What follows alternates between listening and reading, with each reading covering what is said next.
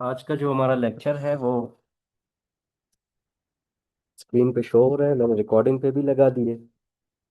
तो आज जिन चीज़ों को हम डिस्कस करने वाले हैं, बहुत ही ज़रूरी होती है ये एक एस्पिरेंट के लिए कि वो इन चीज़ों के बारे में जान लें।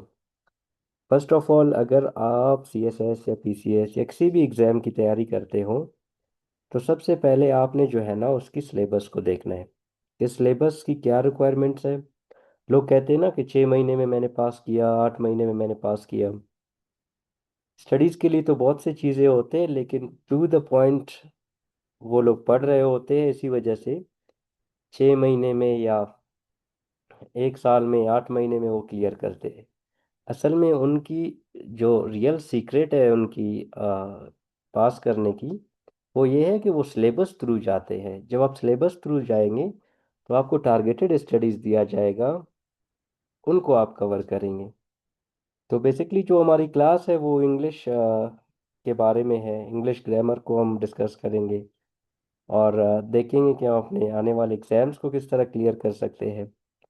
आगे जो लेक्चर्स है वो पेपर पैटर्न के बारे में होंगे। हम पास्ट पेपर्स को एवेल्यूएट करेंगे, अ, उनकी एनालिसिस करेंगे पास्ट पेपर्स की। तो उससे पहले हम सीएसएस का जो सिलेबस है वो किस पेपर के लिए, ट्रेसिस और कंपोजिशन। ये कंपोजिशन और प्रेसी का जो पेपर है इसके लिए एक सिलेबस दिया गया है। टोटल जो है ना इस पेपर के मार्क्स जो है ना 100 होते हैं। अब बहुत से स्टूडेंट्स जो है ना इस चीज़ पे कंफ्यूज हो जाते हैं कि हमारी प्रेसिस पे ग्रिप नहीं है, जिसकी वजह से हम एग्ज़ाम को सही टैकल नहीं कर पाते। तो आइए इस लेक्चर में जो है ना हम मार्क्स डिस्ट्रीब्यूशन की ब्रेकडाउन करते हैं, जिससे हमें फिर पता चलेगा आने वाले लेक्चर्स में कि कौन सी पोर्शंस कितना इम्पोर्टेंट है। तो यहाँ से मैं आपके लिए रीड आउट कर रहा हूँ। The C S S English precis and composition paper is a mandatory 100 mark written exam designed to test. ये जो है ना 100 मार्क्स का एक पेपर होता है प्रेसिज और कंपोजिशन का। इसको डिजाइन किया गया है एक कैंडिडेट की किन चीज़ों को एग्जामाइन करने के लिए, कि वोकेबलरी देखने के लिए, comprehension, grammar, translation skills. Candidate के पास 3 घंटे होते हैं to complete the paper which requires minimum 40 marks. अब जो है ना ये जो लेक्चर है हमारे साथ, ये पेपर है हमारे साथ, इसके 100 मार्क्स होते हैं। इसमें कैंडिडेट को पासिंग मार्क्स 40 लेने होते हैं। और ये दो तरह के पेपर, एक ही पेपर में दो चीज़ें आपने करना होता है। सब्जेक्टिव भी आप देखेंगे इसका और ऑब्जेक्टिव भी आप इसका देखेंगे। तो इनमें जो है ना इस सिलेबस की मार्क्स डिस्ट्रीब्यूशन ब्रेक डाउन करते हैं हम। अब देखिए, फर्स्ट में जो है ना हमारे साथ प्रेसिज राइटिंग आता है, तो इसके लिए 20 मार्क्स रखे गए हैं। रीडिंग कंप्रिहेंशन 20 मार्क्स रखे गए। Grammar and vocabulary 20 marks. Sentence correction, इसके 10 मार्क्स है। ग्रुपिंग ऑफ वर्ड्स 10 मार्क्स है इसके। पेयर्स ऑफ वर्ड्स, इसके भी 10 मार्क्स है। और ट्रांसलेशन 10 मार्क्स है। अब यहाँ पे पेपर के दो रुख हमारे सामने आ रहे हैं, एक सब्जेक्टिव में आएगा, एक ऑब्जेक्टिव में आएगा। आप अपने ऑब्जेक्टिव, कैंडिडेट्स की एक एक्सक्यूज होती है कि प्रेसिस टफ था या कुछ ऐसे वगैरह। कुछ कैंडिडेट्स ऐसे होते हैं जिनके 80 से ऊपर मार्क्स आ रहे होते हैं, लेकिन उन्होंने प्रेसी का क्वेश्चन किया नहीं होता है, प्रेसी का क्वेश्चन उन्होंने छोड़ दिया है टाइम की वजह से। तो फिर उनके मार्क्स ऐसे कैसे आ गए ज़्यादा। तो प्रेसिस की आप देखें, जब आप मार्क्स डिस्ट्रीब्यूशन करेंगे, अपना टाइम मैनेजमेंट करेंगे पेपर में, तब आप जो है ना अच्छे मार्क्स ला सकते हैं। तो सबसे पहले जो हमारा रूल नंबर फर्स्ट है, यहाँ पे हम डिस्कस करेंगे प्रेसिज राइटिंग को, जो 20 मार्क्स का होता है। Candidates are given a test and must compress Candidates are given a text and must compress it about one third of its original length. The summary must retain the main ideas clearly and be assigned an appropriate title. जो 20 marks की CSS में आपका जो प्रेसी होता है उसमें 15 marks आपकी किस चीज़ पे देखा जाएगा कि आपने लेंथ को कैसे मैनेज किया है, मेन आइडियाज कैसे आपने हाईलाइट किए हैं। 15 मार्क्स इसके हैं और प्लस जो है ना इसमें 5 मार्क्स टाइटल के हैं, जो आप उस पैसेज को पढ़ के वहां से एक सूटेबल टाइटल निकालते हो। ये भी हम अपने क्लासेस में डिस्कस करने वाले आगे जाके। फिर आते हैं रीडिंग कंप्रिहेंशन।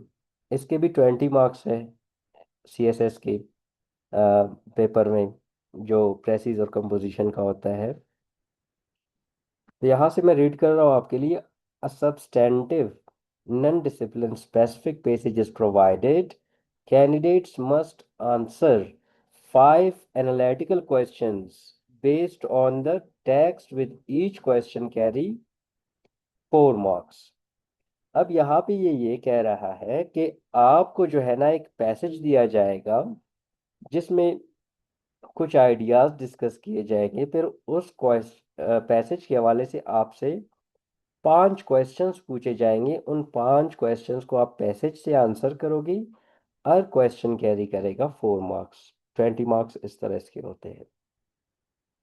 फिर नेक्स्ट जो है हमारे साथ है ग्रामर एंड वोकेबलरी के मार्क्स।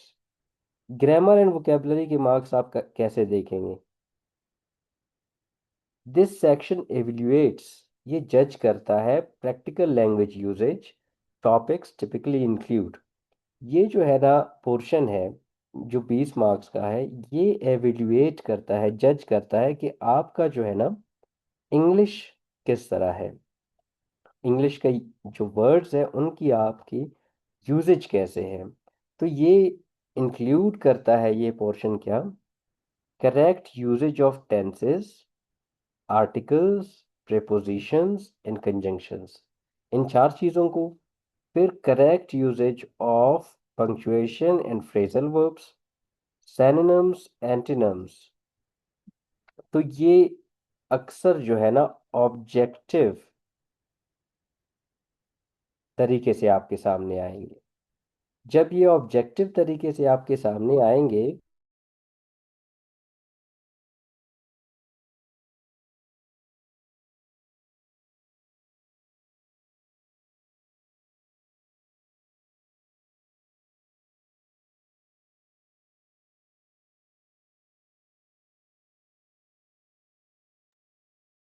तो यहाँ पे इन चीज़ों को, अब ये ऑब्जेक्टिव बेस है। अगर स्टूडेंट हार्ड वर्किंग होता है, वो एस्पिरेंट, वो कैंडिडेट, वो ऑब्जेक्टिव से ही अपने पासिंग मार्क्स बल्कि अच्छी स्कोर भी कर सकता है। अगर वो ये बहाना बनाता है कि प्रेसिज मुझे नहीं आते हैं, कंप्रेhensions वगैरह में मेरा डिफ़िकल्टी है, ये तो ऐसे चीज़ें हैं, इन चीज़ों को आपने रट्टा मार के याद करना होता है। और इनकी आसान तरीके भी हम आपको बता देंगे कि जो है ना वोकेबलरी कहाँ से, कौन कौन से बुक से आते हैं।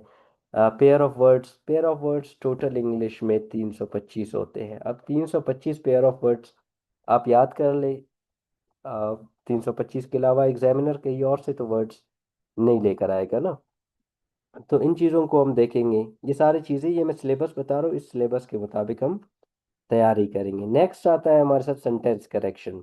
ये सेंटेंस करेक्शन जो है ना इसके हवाले से हम बुक्स भी रिकमेंड करेंगे, और सेंटेंस करेक्शंस का एक सीरीज है उसको भी हम कवर करेंगे। Candidates are given sentences containing structure, ये स्ट्रक्चरल मिस्टेक्स है, ग्रामेटिकल मिस्टेक्स है, पंक्चुएशन एरर है, are required to rewrite them correctly.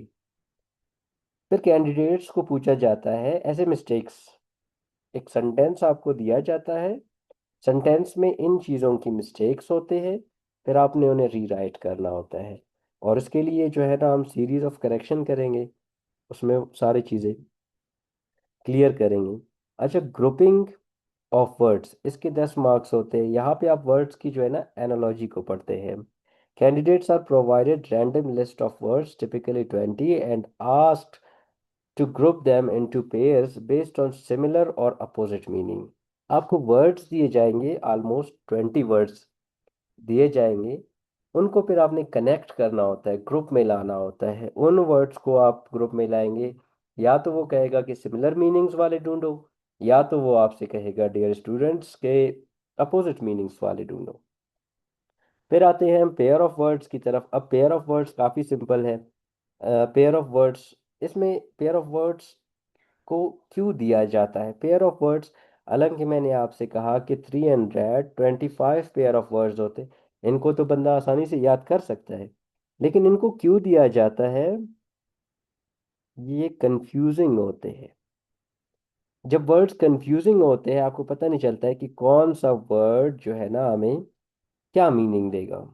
तो यहाँ पे हमने जो है ना इन वर्ड्स को एक इस तरीके से पढ़ना है जिसे कहते हैं अल्फाबेटिकली पैटर्न।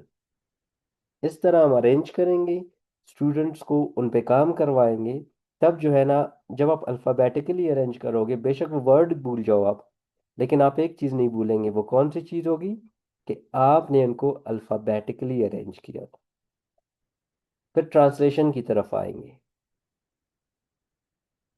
अब ट्रांसलेशन क्या है? आप candidates must accurately translate 10 short sentences into English।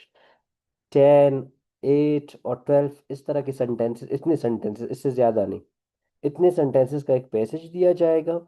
फिर आप उनको जो है ना उर्दू में चेंज करेंगे। लेकिन यहाँ पे आपके लिए टेंशन बनेगा, स्ट्रक्चरल कंपोजिशन जो है ना इन सेंटेंसेस का कम्प्लेक्स होता है। कम्प्लेक्स सेंटेंसेस में ज़्यादा आते हैं, इडियम्स एंड स्पेसिफिक टर्म्स आते हैं, जिसकी वजह से आपका एक ही बार में कई चीज़ें टेस्ट हो जाएंगे। तो एग्जामिनर आपको ये चीज़ें देगी। तो नेक्स्ट हम अब डिस्कस करेंगे। स्टूडेंट्स अगर ऑनलाइन होते तो हम क्वेश्चंस और आंसर का सेशन कर लेते, मुझे पता होता कि स्टूडेंट्स को कौन से एरियाज में डिफ़िकल्टी है।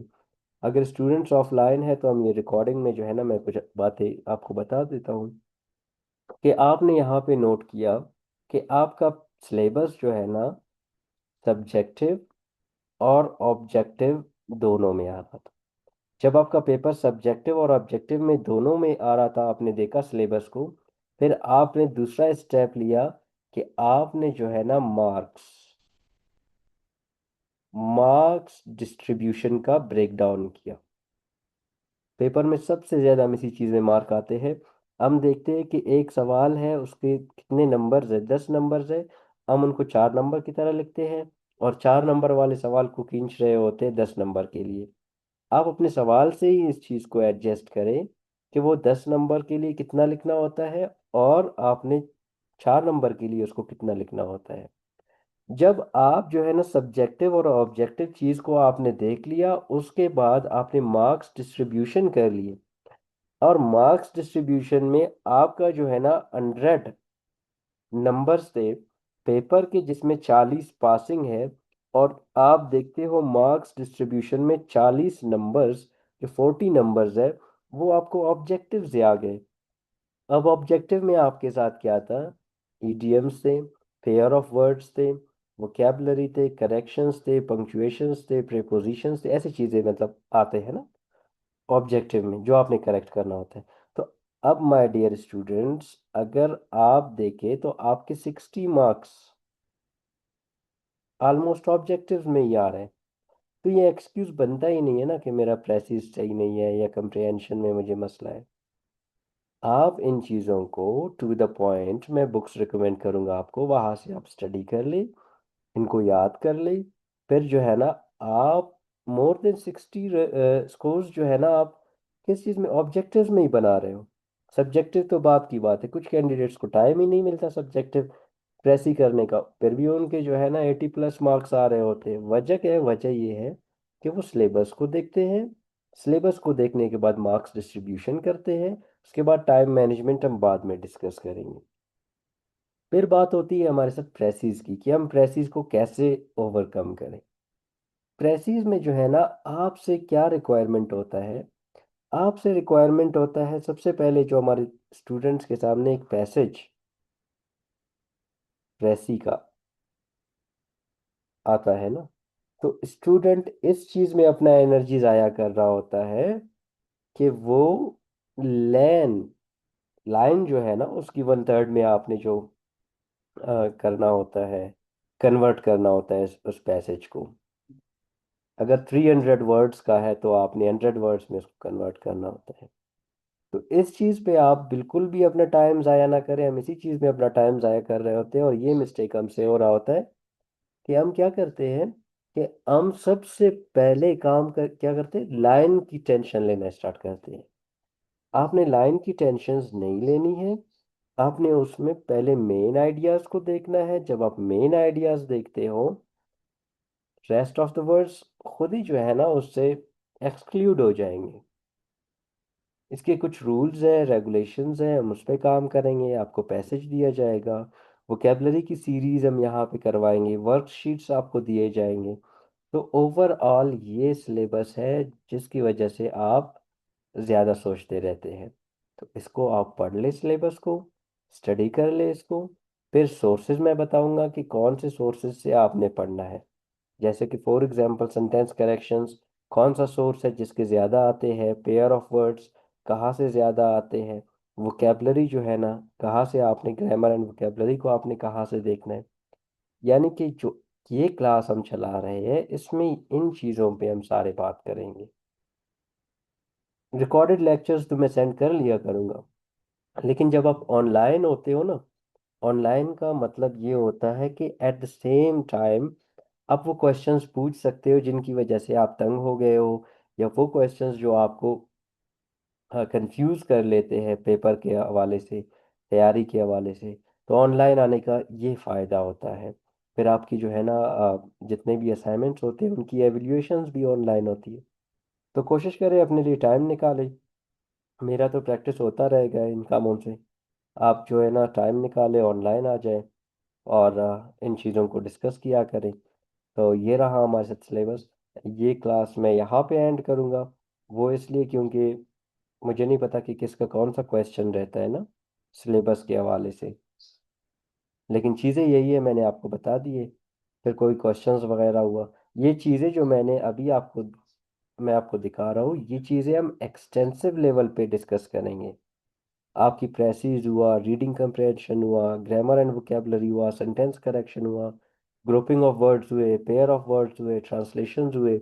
ये सब हमने डिफरेंट सोर्सेज से इकट्ठा करके पास्ट पेपर्स को हमने देखे हैं कि किस तरह से आते हैं। पास्ट पेपर्स को भी हम यहाँ पे डिस्कस करेंगे इंशाल्लाह। सो इस वीडियो को गौर से देखें, और यही चीज़ें हैं जो हम अपने ग्रुप में स्टडी करने वाले हैं।